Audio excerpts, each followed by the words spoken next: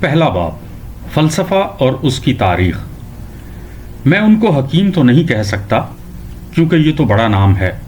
اور صرف خدا کو زیب دیتا ہے۔ ہاں، شیدائیان حکمت یا فلاسفہ ان کا حقیر اور موزوں لقب ہے۔ اس طرح افلاطون اپنی کتاب فیڈرس میں بنی نوع انسان کے حقیقی معلموں کے متعلق سقراط کی زبانی کہتا ہے، جو شعراء ہوں یا مقنن یا خود سقراط کی طرح معقول، مگر جب کچھ کہتے ہیں تو سمجھ بوجھ کر کہتے ہیں، مجاز و حقیقت میں امتیاز کر سکتے ہیں اور ظاہری دلکش و دل فریب چیزوں پر ان چیزوں کو ترجیح دیتے ہیں جو فی الحقیقت عمدہ ہوتی ہیں۔ لفظ فلسفہ اپنی طولانی تاریخ کے دوران میں کبھی تو وسیع معنی میں استعمال ہوا ہے اور کبھی محدود معنی میں،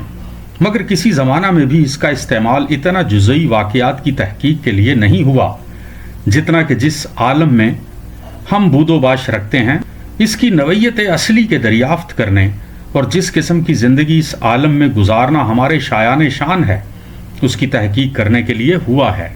بعض اوقات طبی اور اخلاقی فلسفہ میں بھی امتیاز کیا گیا ہے۔ اگر عالم موضوع بحث ہوتا تو فلسفہ طبی کہتے، اور اگر حیات انسانی موضوع ہوتی تو فلسفہ اخلاقی کہتے۔ 100 برس قبل کی انگریزی کتابوں میں فلاسفر سے بعض اوقات فلسفی طبیعت اور فلسفی سے فلسفہ طبی یا علم طبیعت مراد لی گئی ہے۔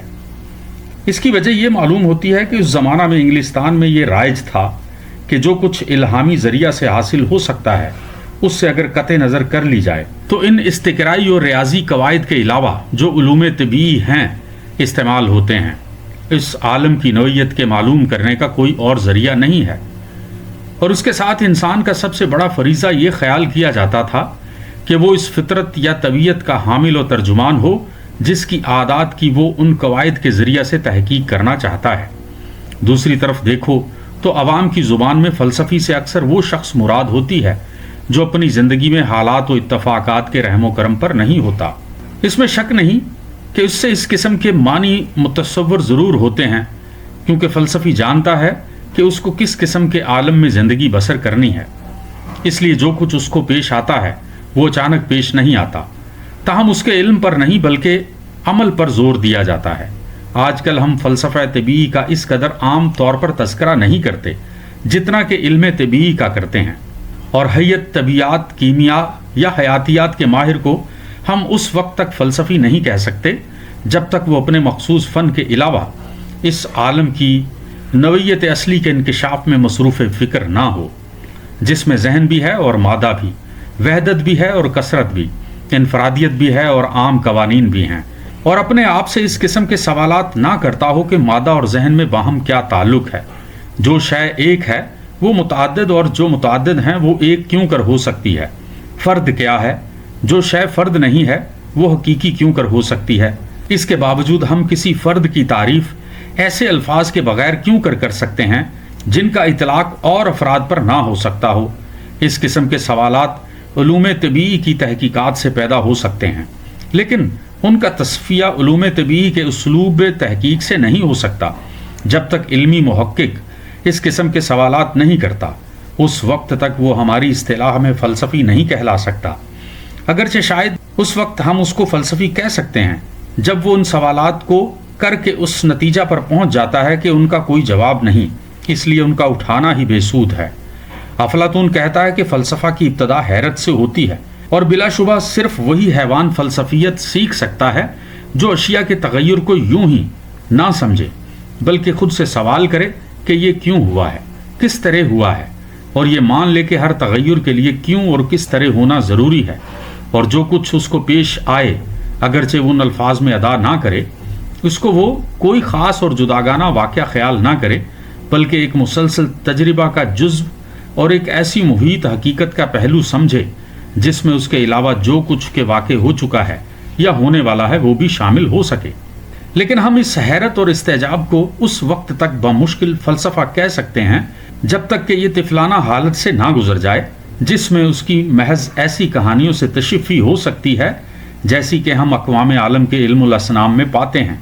جن میں دنیا کی اصلیت کو ایسے اعمال کی تمثیل پر بیان کیا جاتا ہے جن سے ہم آشنا ہوتے ہیں اور جو دنیا میں ہماری آنکھوں کے سامنے ہوتے رہتے ہیں۔ प्रोफेसर बर्नेट कहते हैं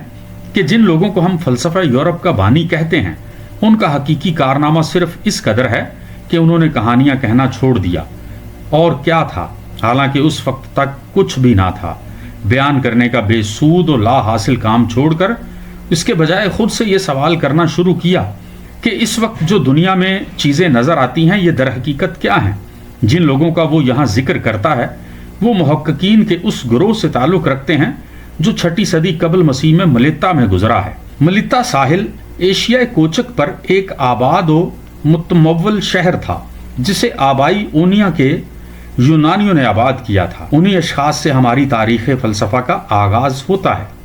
ये अमर के फ़लसफ़ा जिसको सही मानी में फ़लसफ़ा कहते हैं, यानी आलम की नवैयत की ऐसी बाकायदा तहकीक जो महज उसकी हकीकत का इल्म हासिल करने के लिए की गई हो, उसका कदीम यूनानियों से अलहदा भी कहीं आगाज़ होना साबित किया जा सकता है, बहुत ही मशकूक है। मिस्टर मेरिट कहते हैं कि महज तख़य्युल की कुव्वत से रस्म व रिवाज की आहनी दीवार को तोड़ डालना और इस तरह अकली तरक्की को मुमकिन करना सिर्फ उस कौम का कारनामा है जिसको यूनान कदीम कहते हैं। और कम अज़ कम ये अमर तो बहुत ही मशकूक है कि उनकी रहबरी और रहनुमाई के बगैर आज किसी तरक्की कुना तमद्दुन का वजूद होना आलम की असलियत और बनावट के मुतल्लिक कदीम तो जिहाद के रस्मी आदा को तर्क करके आज़ाद गौर व फिक्र को रिवाज देना, जिससे मौजूदा ज़माना के उलूम और फ़लसफ़ा आलम वजूद में आ सकते हैं, भी उसी कौम का कारनामा है। इसलिए अगर हम फ़लसफ़ा की तारीख़ को उन कदीम यूनानी अरबाब फ़िक्र से शुरू करें जिनके नज़रियात से हम कुछ ना कुछ वाकिफ़ हैं, तो कुछ बेजा ना होगा। और अगर मौजूदा कराइन से कोई कवि तर करीना भी इसके लिए मौजूद होता कि यूनानियों के अलावा भी किसी कौम में बतौर ख़ुद फ़लसफ़ा का वजूद हुआ है और यूनानी फ़लसफ़ा का उससे कोई ताल्लुक़ नहीं, तो भी इस किताब में उन फ़लासफ़ा के अलावा और किसी का तज़किरा करने की गुंजाइश ना थी जिन तक जदीद यूरोपीय उलूम व फ़नून की तरक्की का बराह रास्त सिलसिला पहुँचता है।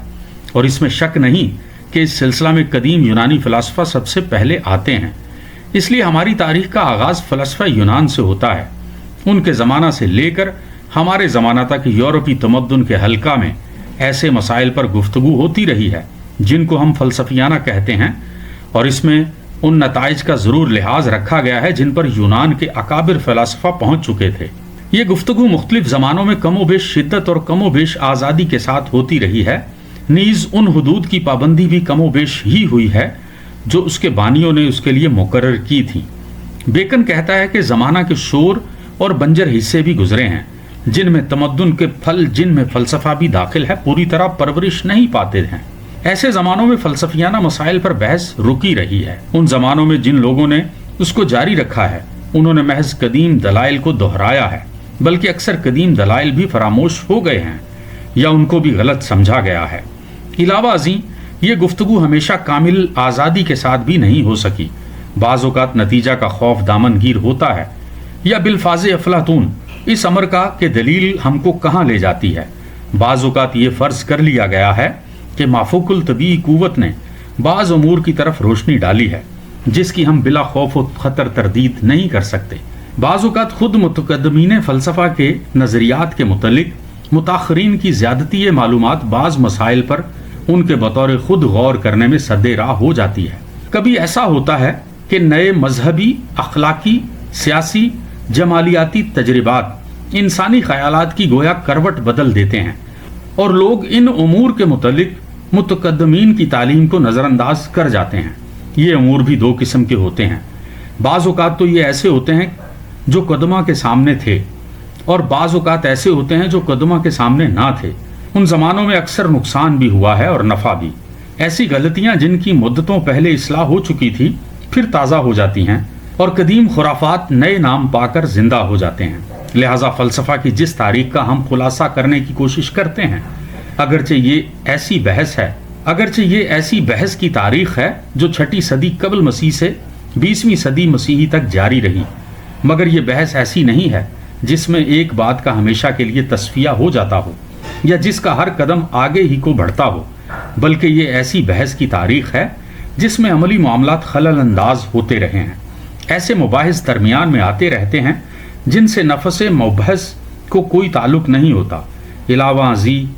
ये बहस कभी तो तेज़ी के साथ होती है और कभी सुस्ती के साथ। بحث کرنے والے بھی مختلف قابلیتوں کے لوگ ہوتے ہیں، مگر ان سب باتوں کے باوجود اس بحث میں حقیقی ترقی کا پتہ لگایا جا سکتا ہے، اور رکاوٹیں اور گریزیں بھی اس کے لیے مفید اور نتیجہ خیز ہی ثابت ہوتی ہیں۔ پہلا باب ختم ہوا۔